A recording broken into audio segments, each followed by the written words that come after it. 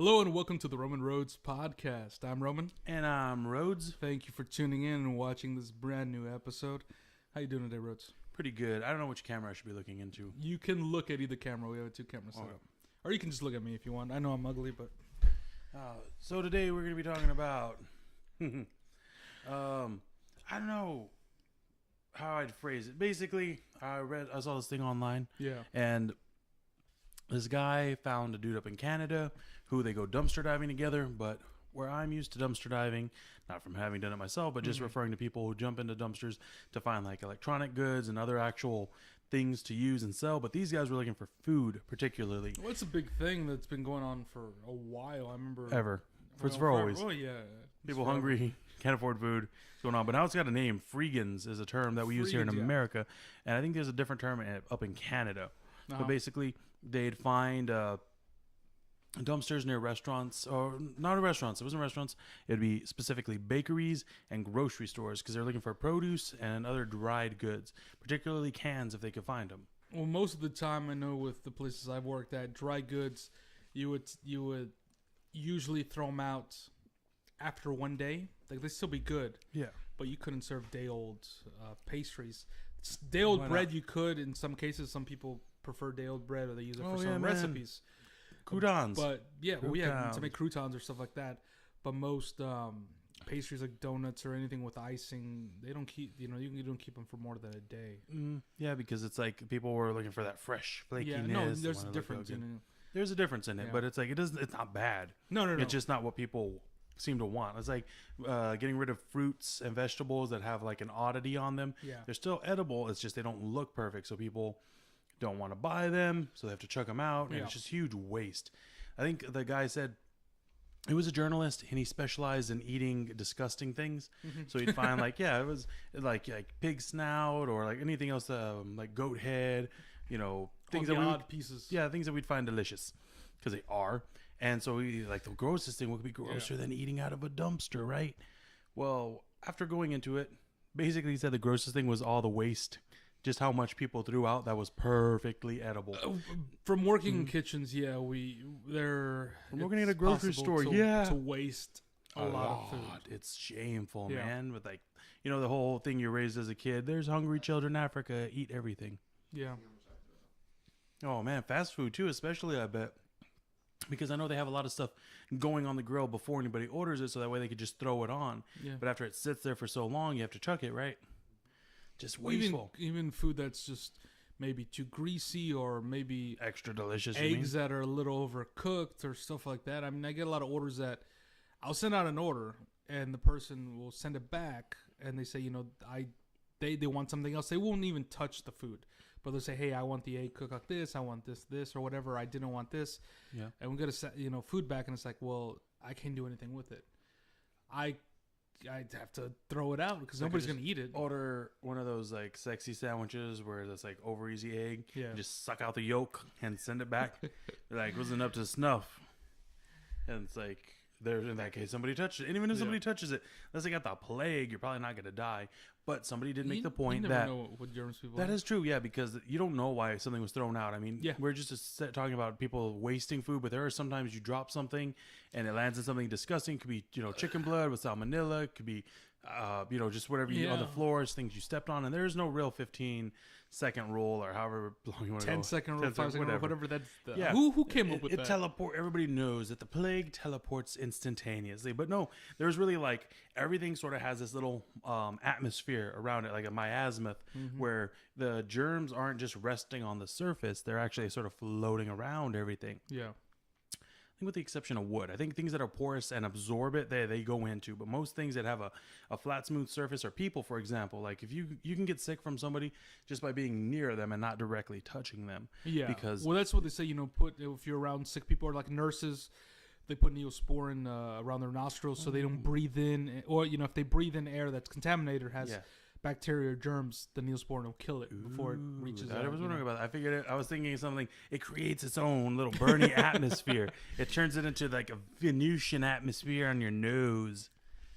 But that's not what it is. No, it's just basically... It's so like a caustic that it burns out all the bad stuff. Yeah. But then it makes me wonder too. you've heard about people like just grabbing food, being gross off of like, you know, whenever people are done eating, walking past it and stuff. What do you think? What do you think is like there's social norms. When do you say it's forgivable? A while back, I had a coworker who came back with a plate that somebody had already eaten, and there were scraps of what? Of lettuce on a plate. Ooh. Was it and like over decoration or something? No, it was like I don't know if it was a salad or if it was a sandwich that had lettuce or whatever, and just had like pieces left over on the plate. And that person came back to put the dishes away and started consuming lettuce that was on the plate. And I was like, that's not proper etiquette. The guy finished his meal, right? Yeah, the guy finished his meal. Finished so that means they were like leaning over it, breathing on it, salivating on it, talking and drooling, dropping little bits back. And that person's not working in any fast food or any food place that I know of now. This was a while back, so. But now he works for the USDA. Yum. Yeah, this tastes like it's clean. But I've heard stories. I remember we had a coach, English teacher, back in high school. I'm not sure if you had classes with them. I forget his name.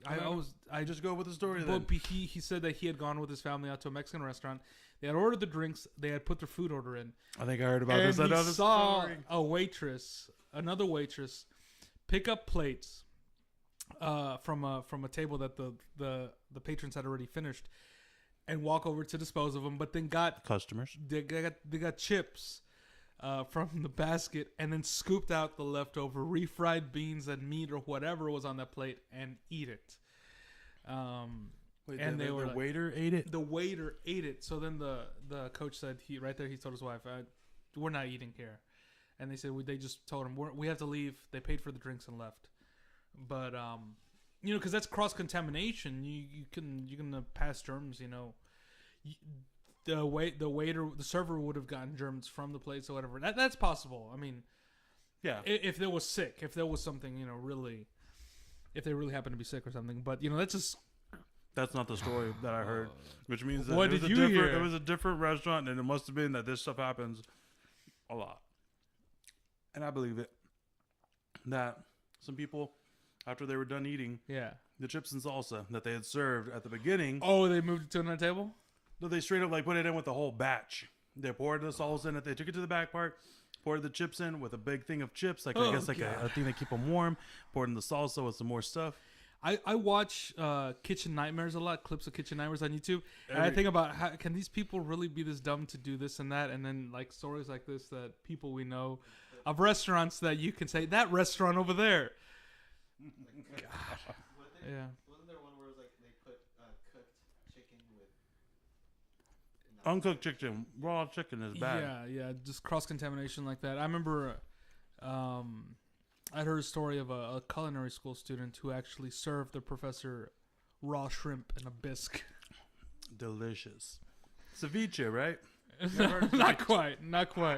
It hadn't aged enough to be ceviche.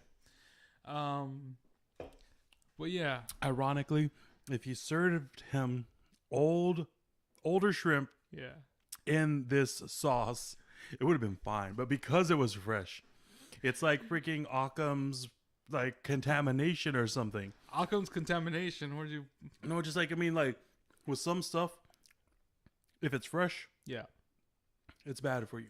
As it ages, it gets better for you. Other stuff, it's the reverse. It's only good when it's fresh, and then it just continues to get bad.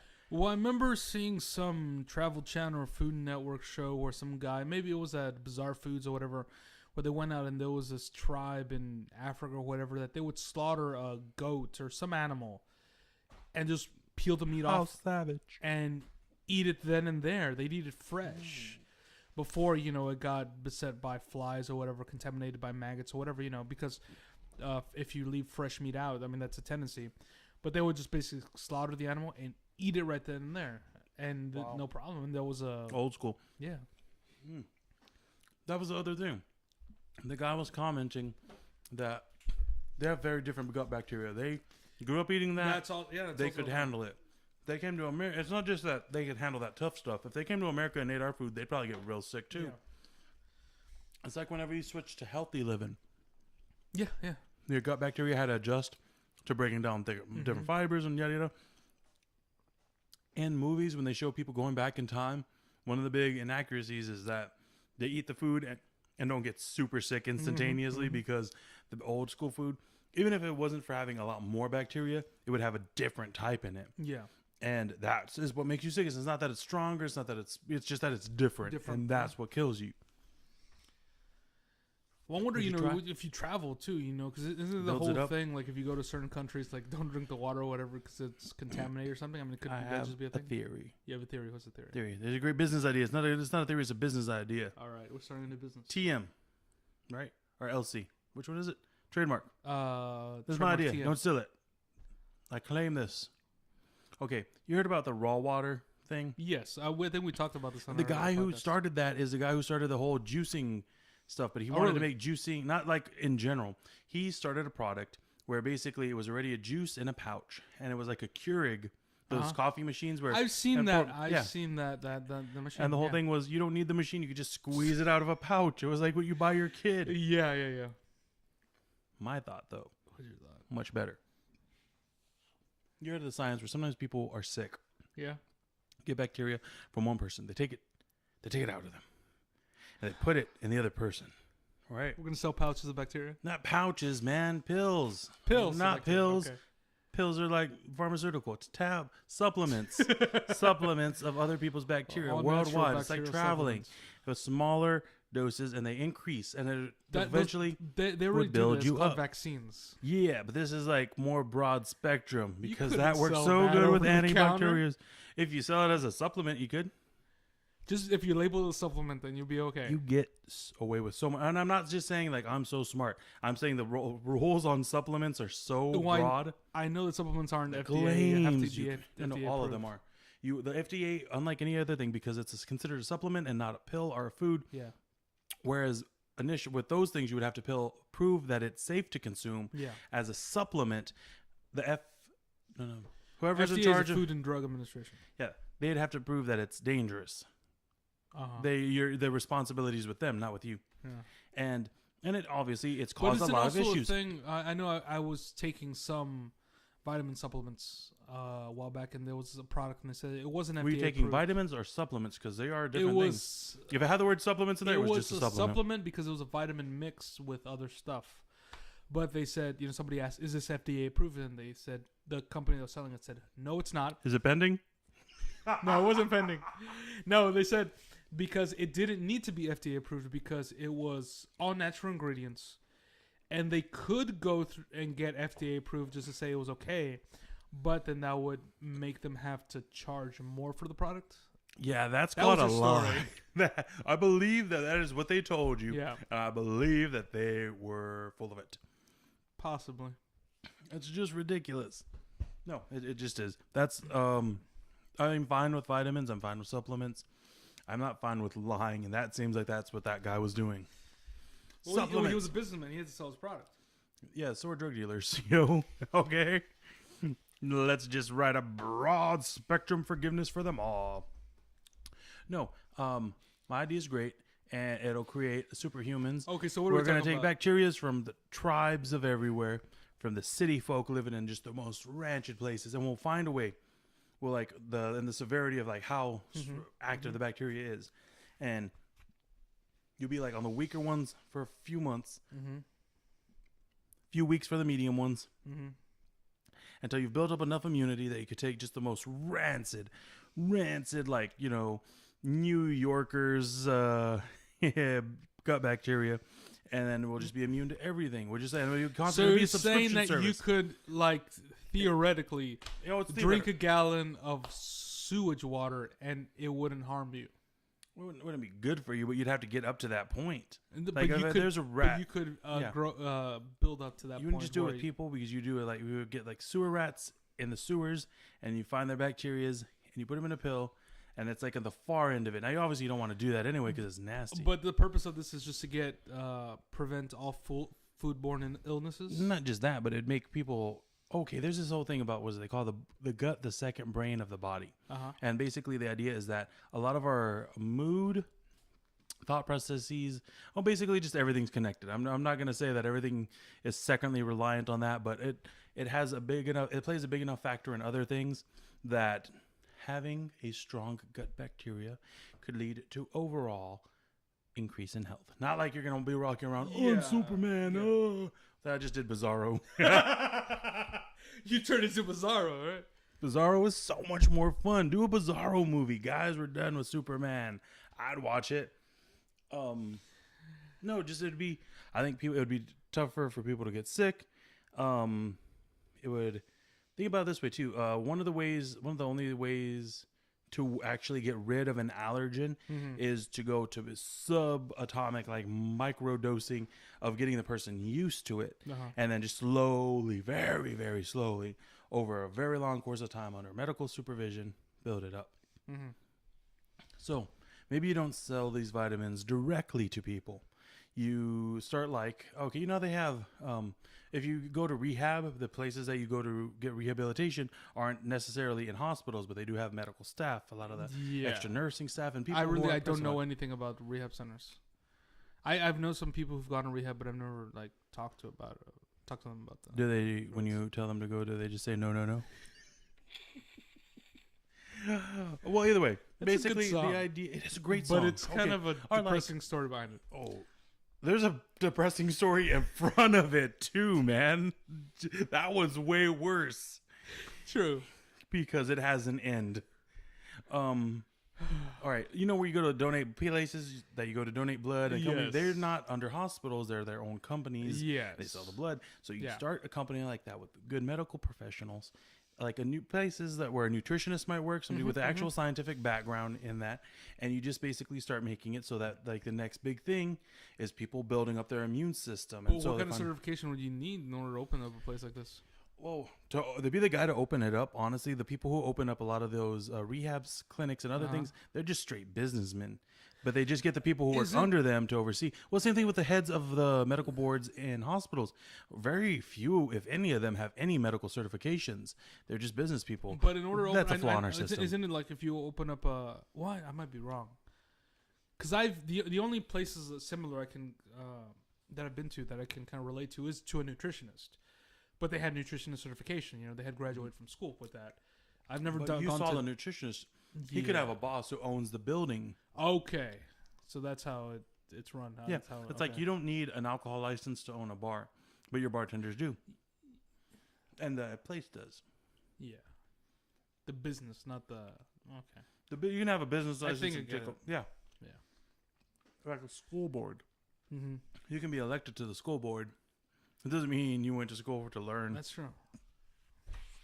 What? Wait. I'm sorry. Are there people on the school board that haven't been to school at all, or what? Well, it seems like they weren't paying attention. What school board are you talking about? Most of them. Oh, no. Okay. But no, what do you think about that?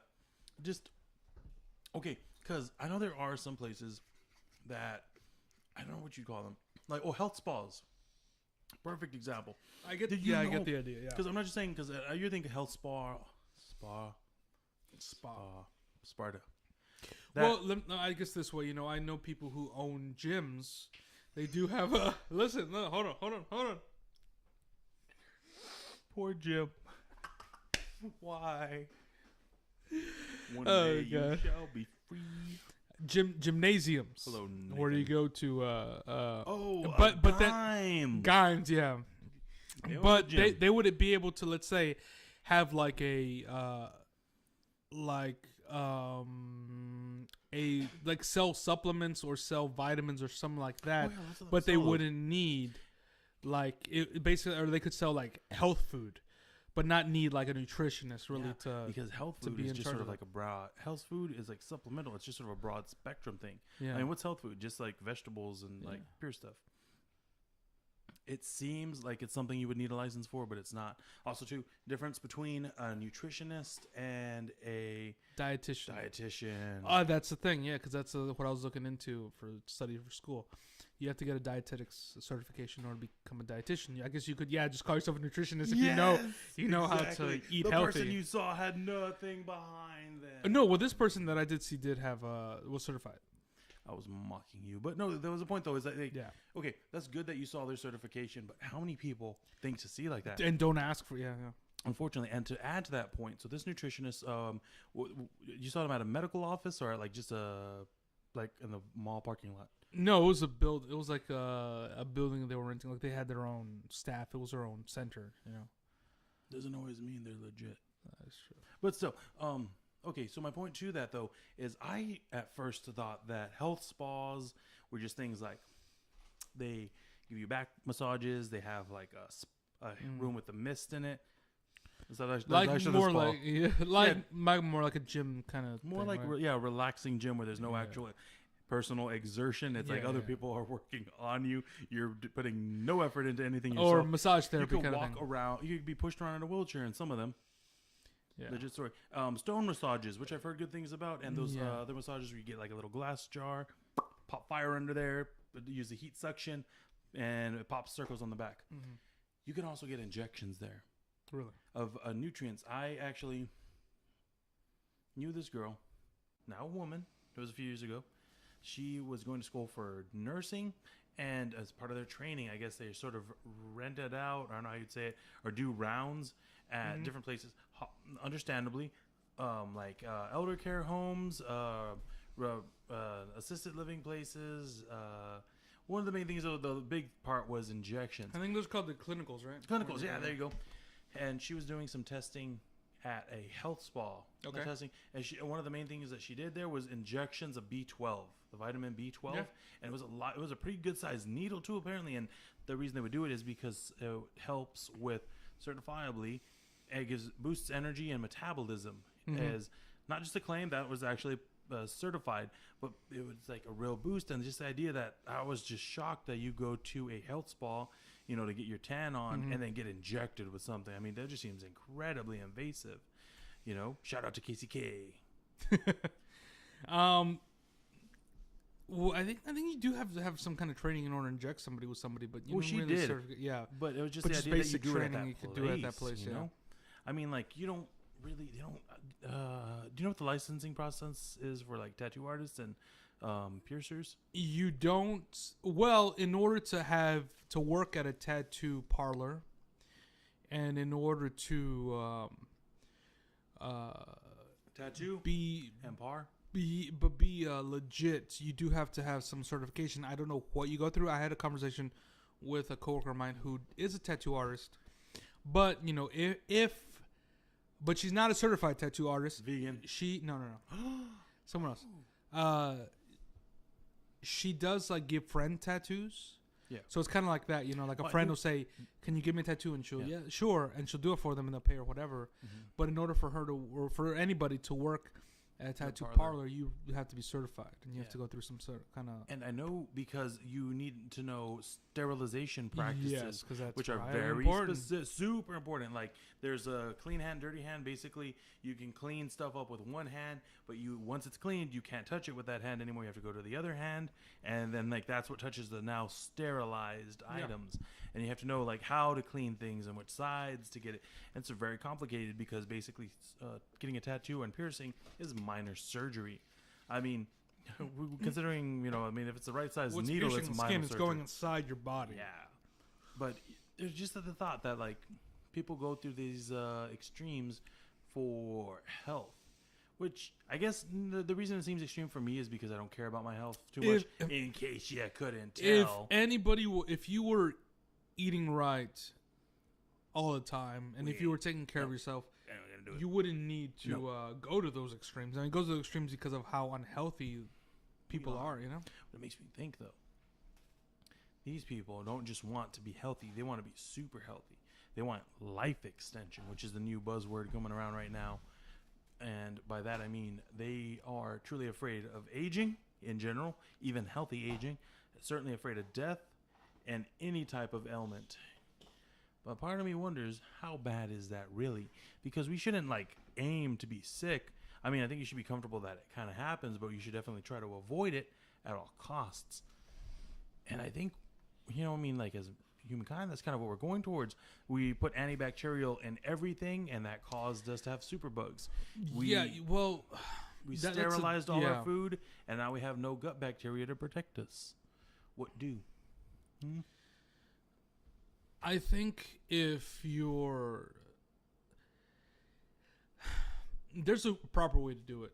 But I think, once we go to those extremes, because it's like we make ourselves unhealthy because of diets and, these fast food things and, just way of living, and we're not hunter-gatherers anymore, Simplicity and cost. Exactly. We kind of make ourselves go into that kind of unhealthy lifestyle. Yeah, man. And then we have to go those extremes in order just to be healthy. That's why health food one costs extreme so much. Meets another, basically. Exactly. Yeah. To get back to our norm, because we deviate from it, because we're not supposed to live. I mean, we adapted and evolved. Yeah. To be hunter-gatherers, to go travel, to be nomadic. All right, that's the term. Instead of get away with the term hunter-gatherer, because apparently there's actually controversy around that. Really, I've there's never not heard so that. much. Oh, basically, the thing is that we were all hunter-gatherers, male and female, but as people just assume, the men were the hunters, the women were the gatherers. And in fact, back in the day, it was probably fairly split. I never heard it that way. I always heard it was just certain tribes and certain people were hunter-gatherers. Yeah, it was, though. That's the thing. Wow. There were some that had male, female hunter-gatherers, vice versa. There's some that were agrarian, where they just all fished. Some stayed. We were always very different culturally, because we adapted to the freaking area, and that's the point. We didn't say this is what we need to be, and whenever those that did died, and those that said we need to change lived. Adaptation for the most part, survival. Exactly. We lived to be, we could be messy, and then we would move on, and whatever our trash was behind became part of the ground, got revitalized, it got refreshed, and by the time the other nomadic tribes came around, or we came back, it was refurbished. Yeah. But now we stay in one spot.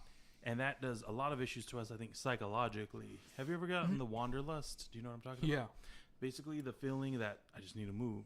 And it has nothing to do with dissatisfaction. It's just that inbuilt urge. This whole thing of the grass is always greener. It's because you're literally meant to be moving forward, literally just around the earth traveling. And one of the things... It's not like that. You can't live like that in regular society, though. Yeah, when my anxiety attacks started when I was younger. Oh, yeah. Well, I mean, I was 18, 19, 20. Before I realized it was an anxiety younger than you are now? Yeah, younger than I am now. I would often just drive around, and it was just kind of things like, I don't know where I need to go, but I just need to know I need to move. I need to move. That's what it is. And I guess it's kind of this same thing, just feeling like trapped constantly. And you spend so much time inside. Yeah. I bet you if you had a hammock outside and you spent the majority of your time, or if we worked more outside, you wouldn't get that as much. Because you just have this feeling, of connected to because you can smell the trees and stuff. Something is dumb as smelling trees. Even now, I do have more control over, the anxiety issues and, understanding triggers and stuff like that. But I had this weird feeling. It's like, I have to be, if I'm moving, I'm okay. Once I get somewhere, then it's kind of okay. Even just going regular trips, saying, okay, I need to drop off my daughter at school and then I need to go to work. It's kind of in between on the road. I'm fine. Yeah. But it's okay, I drop my daughter at school and now it's okay, I need to get to work. Yeah. And then, but once I start on the road, it's everything's fine. Okay. Until I get to work, and it's okay, now I'm here. Kind of, it's the weird kind of... Understanding the triggers only helps you so much. Oh, yeah. I mean, it can help you deal with it in the long run, but in the moment, the fact is you're still programmed to have those feelings. We're sort of I'll understand.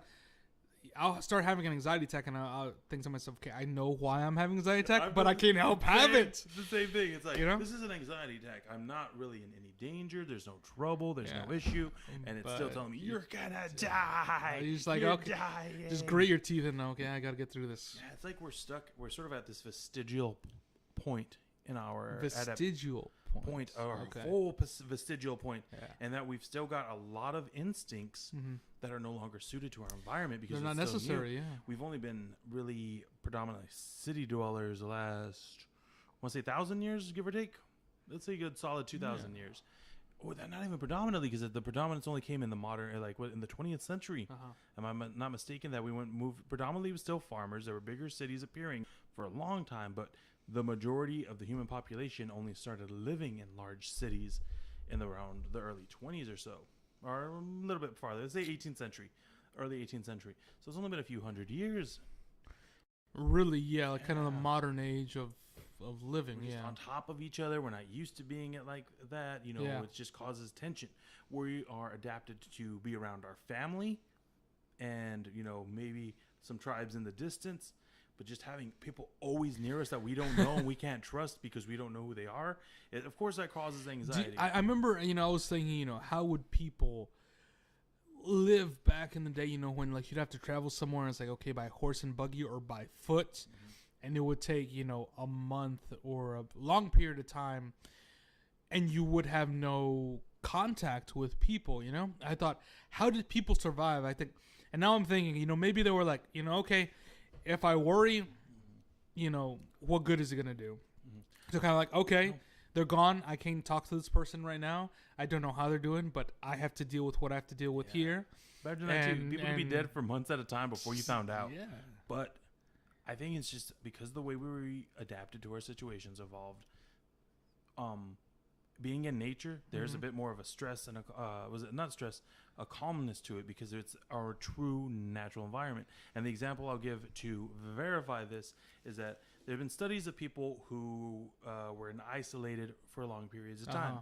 For instance, you can study prisoners, and basically the longer they are without human interaction, it's basically torture. They go insane, lose their mind, and it truly degrades them almost to an irreparable point. Well, the Vsauce YouTube channel, they had that episode of the show, where the guy put himself in a room for like 72 hours. Yeah, you told me about that. And alone, and by like hour 36, he was already starting to hallucinate or something, and very fast. His sense of time was completely gone. It was completely skewed. He thought that he was like on.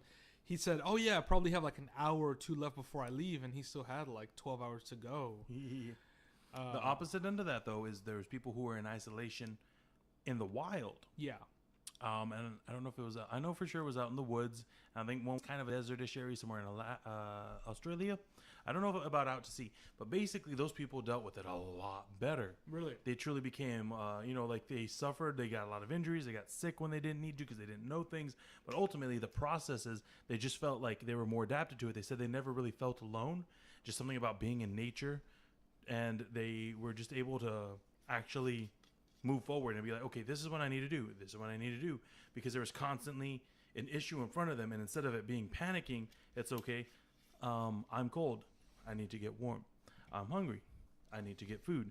And then when they realize, okay, I've gotten something to warm myself. I've gotten shelter. Then it's like, oh, now it's easier to get food.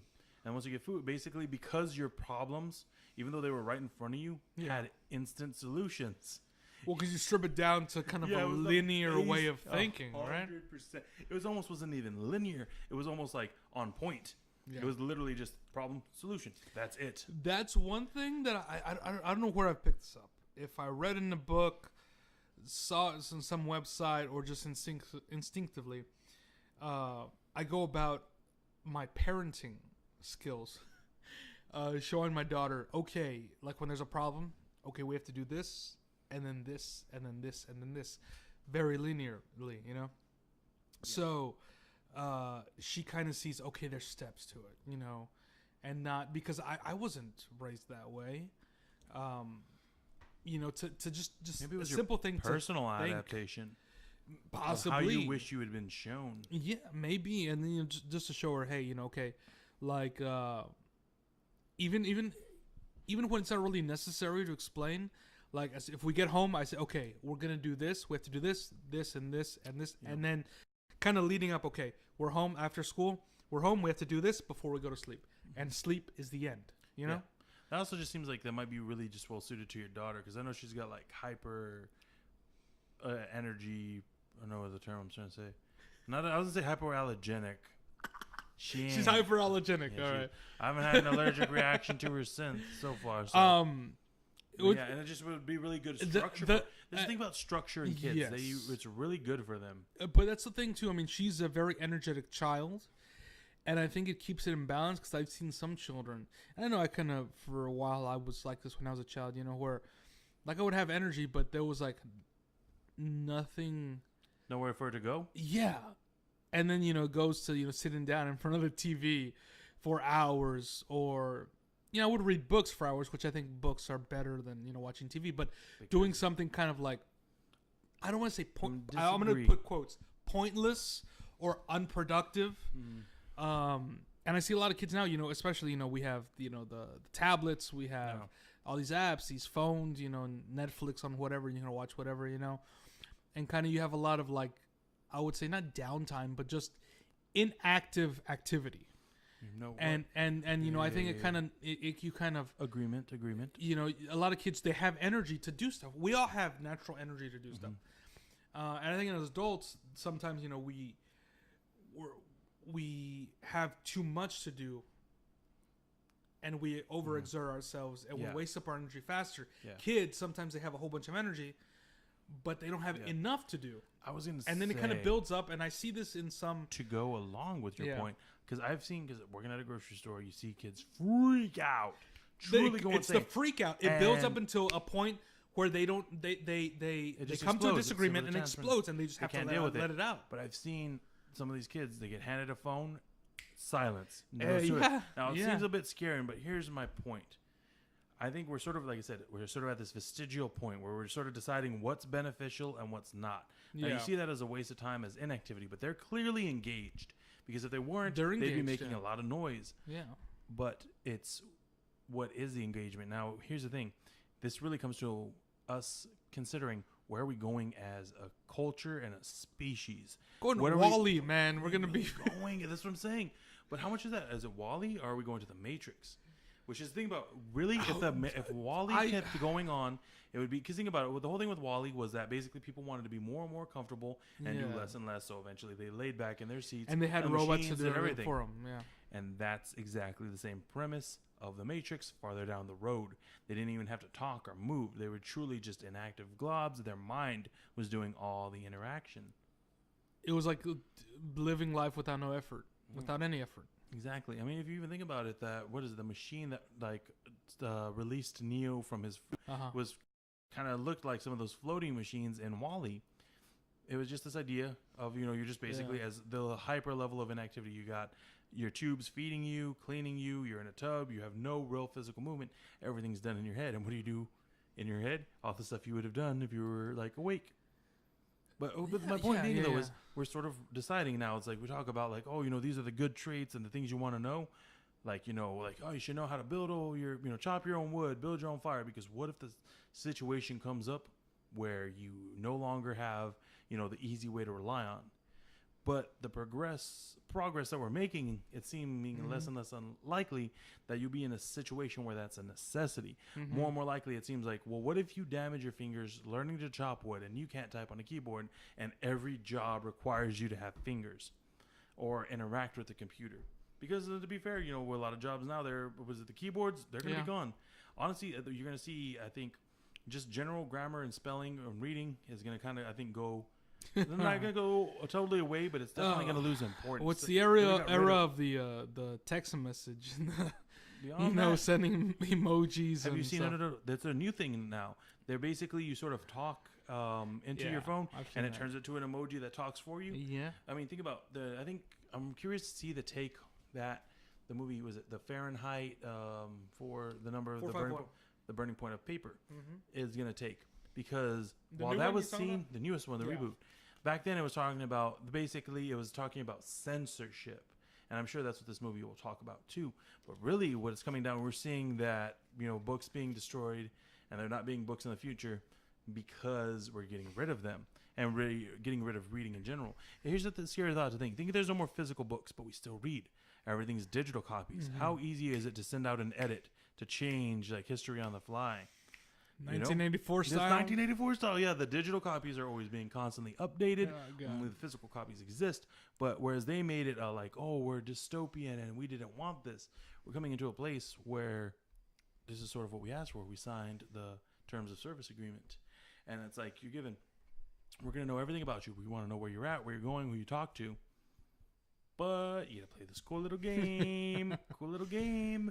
That's the part they left out. Because in 1984, George Orwell's novel. It was talking about trading security for freedom. And now we're talking about trading novelty for freedom, or freedom for novelty. I'll do it. Well, we do have smart do it. TVs like they had in the 1984. Give me this. All right, we do. I forget about that. You can talk to your TV and interact with it. Isn't give me better okay, novelty. Oh God, now I'm thinking of like these things where everybody seems to be upset about what other people think and stuff like that. It's like the 2 minutes hate kind of thing where we're just like talk about what the 2 minutes of hate were, just for people who were unsure. In 1984, George Orwell wrote this book in 1948 about what he thought the future was going to be. And basically, it was like the government runs everything. Talk about the 2 minutes of Big hate, though. Brother. That specifically. That's where they get the term Big Brother for that TV show. Yeah, from that. Get a whole thing. Basically, the whole point of society is to be placid, to be calm, except during specific rallies where they bring up like propaganda. Well, that's the thing. There were screens everywhere, and there was like Big Brother was watching you through these screens, like TVs, flat screen TVs, basically. That monitor you to see if there's a dog barking, to give you dog ads and a baby crying, and then the ads. People working in the offices, the screens, they'd have 2 minutes of just showing propaganda, about like what things that you should be angry at. Quick thought. Yeah. You remember in that book they had a whole point about you could only turn off your TV. You couldn't turn off your TV. You couldn't turn off. And if you could only mute it. And even then, if you muted it, you could only do it for so long. Right? I think so. Yeah. Yeah. There was a thing because later he visited a guy who ranked him higher, and it said he said you could turn off your TV, and it's like yes, but only for so long before they notice something's wrong. Yeah. There's a whole thing about Netflix and other TVs turning off. Are you off. watching? Are you still watching? And they're like, yes. Why is this even an option?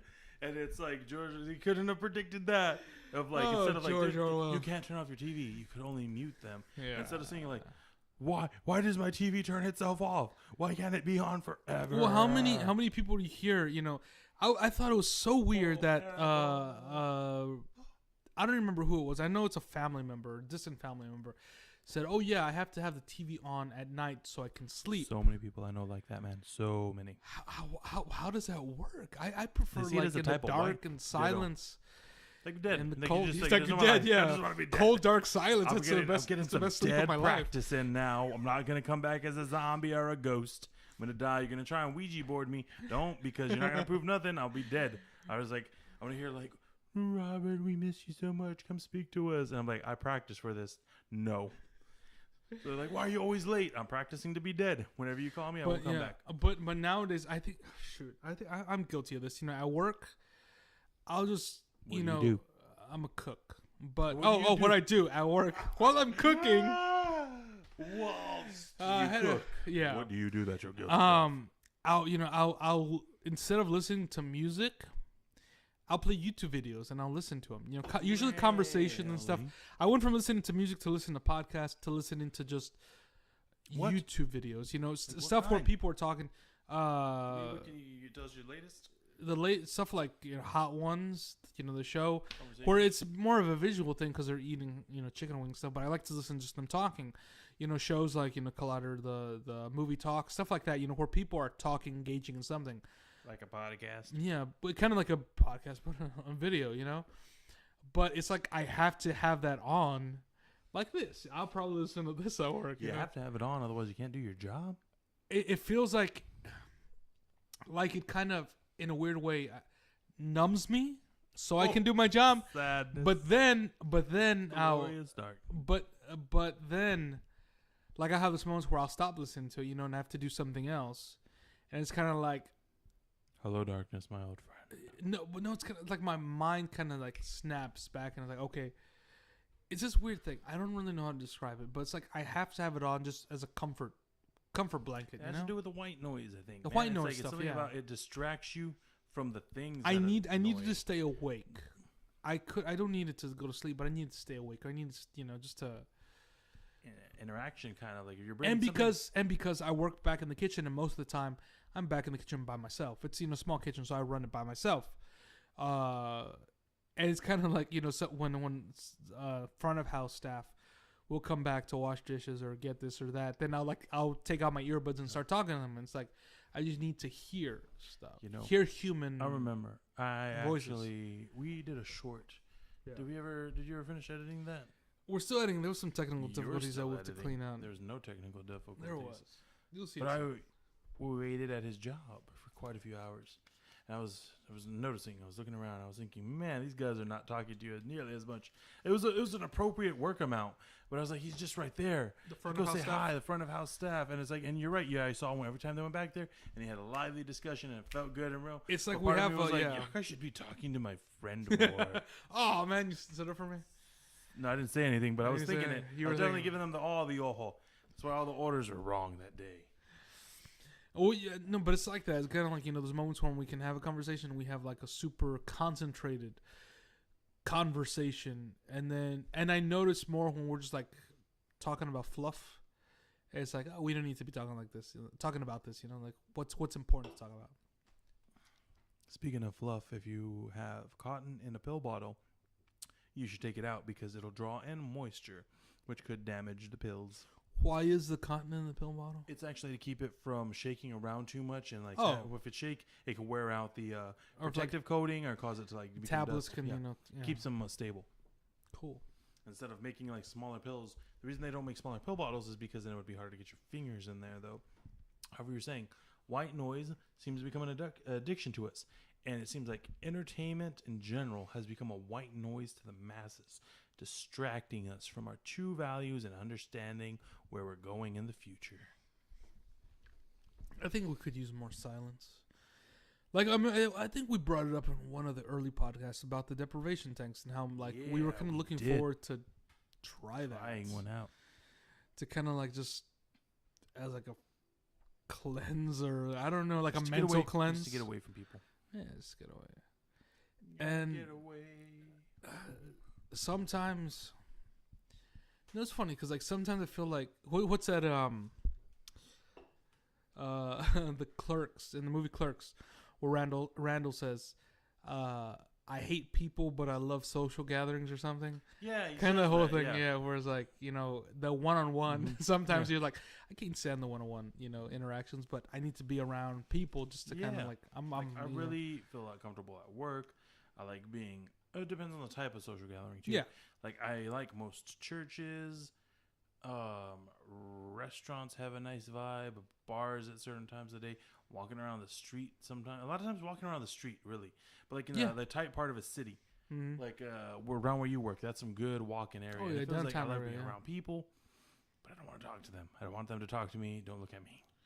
I took my daughter to the park the other day, and it was filled with people. It was during spring break, so there was a lot of families there.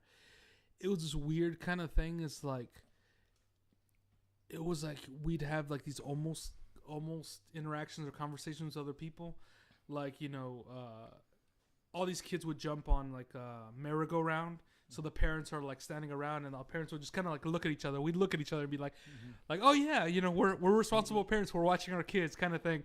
And like, cool, we're in the affirmations. Affirmations yeah. Affirmations to you. I see that you're doing what you're supposed to. That kind of thing. Have you noticed that I too am doing what I am supposed to? Exactly, and it was kind of like, yeah, all right. It's like we're around people, and kind of like it wasn't like a bunch of strangers getting together. It's kind of like there's some familiarity of like we're all. But we don't have a conversation. We don't talk about anything. It's kind because you were parents and no more voice, no more talking, right? And it's like, yeah, I don't want to hear your voice. You don't want to hear mine. Yeah, the kids are doing all right. Nobody's getting injured. Yeah, the kids are playing fine. We're all good. We're all good. Yeah.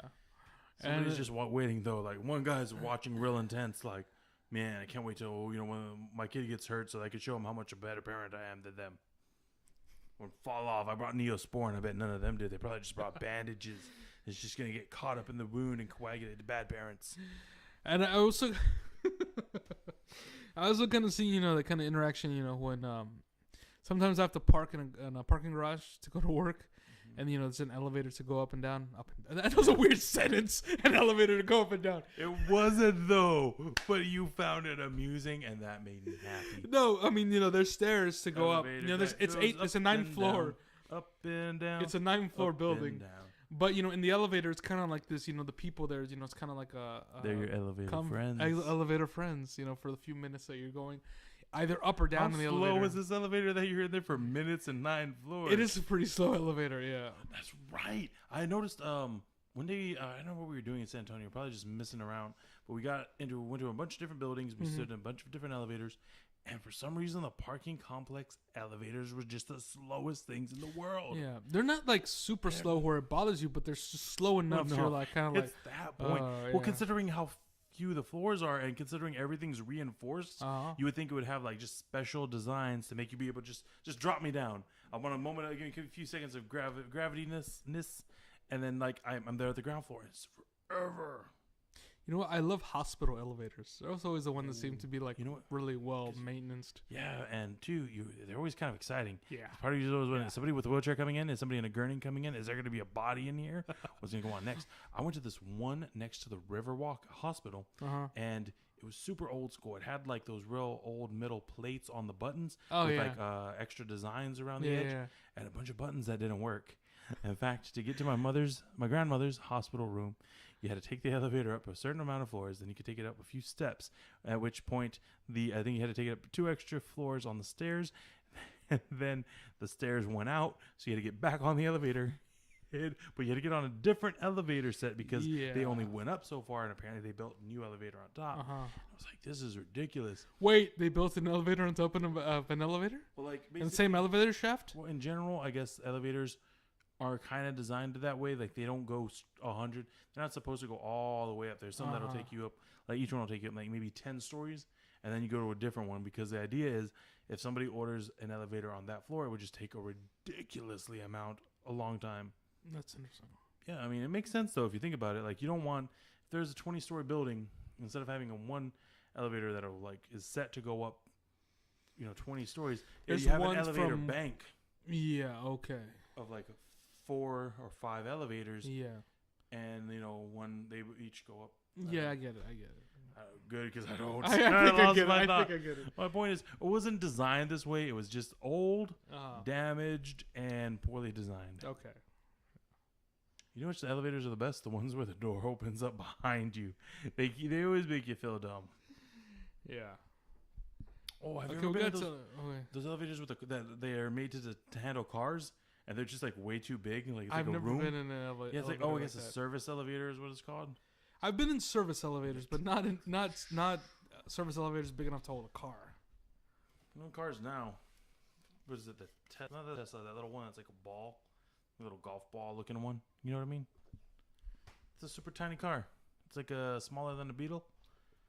It's like a 2-door. It's like a 2-door.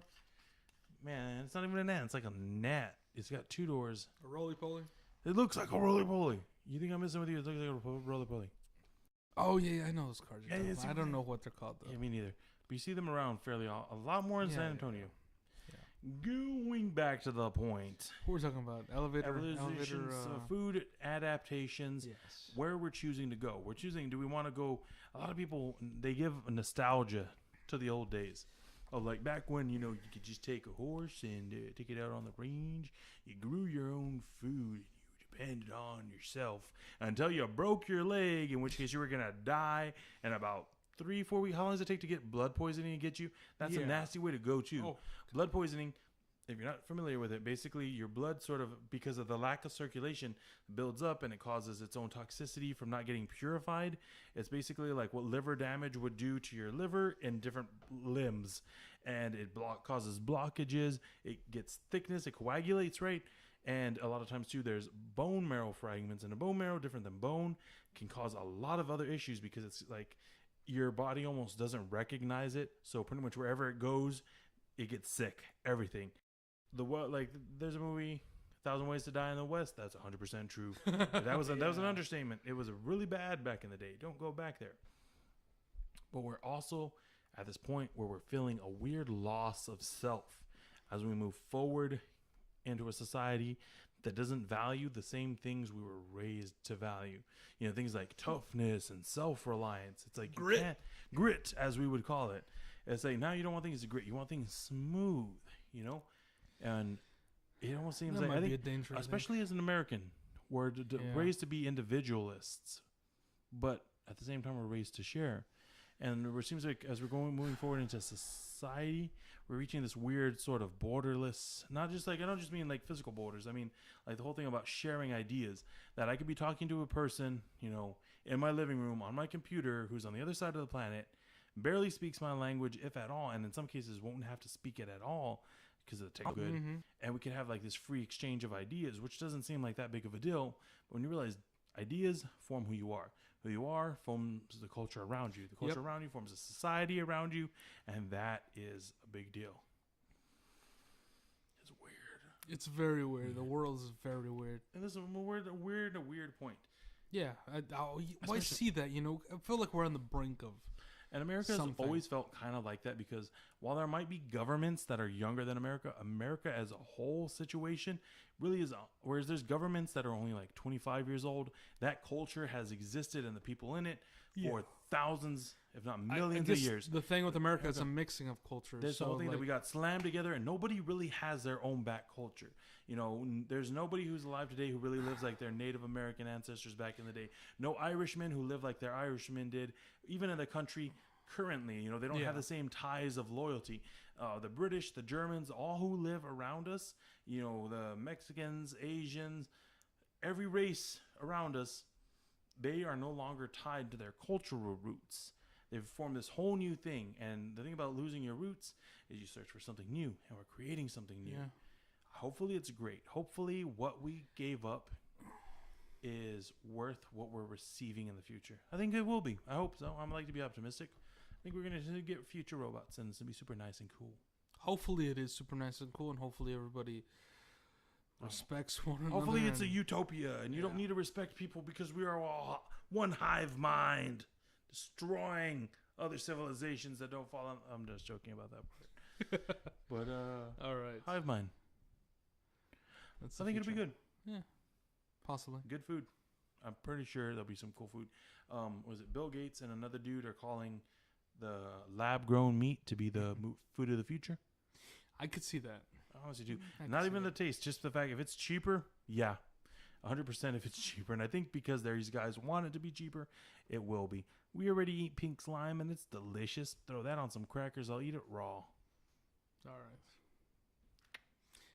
Hey guys, thank you for sticking around and watching the Roman Rodez Podcast. Thank you for watching this episode. Hopefully you enjoyed it. If you want to see more of the stuff we're going to do, you can follow us here on YouTube, Roman Rodez on Facebook, Roman Rodez on Instagram, Roman Rodez, and on Twitter, Roman Rodez.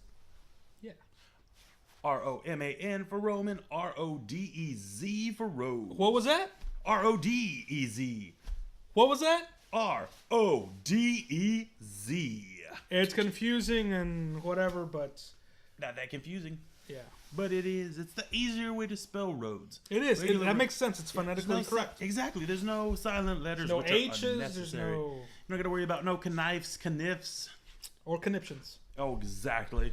Thanks, guys. Please like the video, subscribe if you can, and do share. We appreciate it. Thanks. And if you have any topics that you want us to cover in these podcasts, please let us know in the comments down below or on Facebook. Shoot us a message. Any commentary about the videos, about us, let us know. If we ramble too much, we don't. If we don't spend enough time on a certain topic, let us know what you want to hear. We'll totally come back to stuff if you think we should cover it more. If we got anything wrong, we'll do our best to fix it. Thanks, guys. Keep an eye out for our medleys. Yes. There's shorter videos that you can share easier, and if you like a topic from one of those, tell us. We'll expand it into a full podcast. Yeah, because we can talk for hours.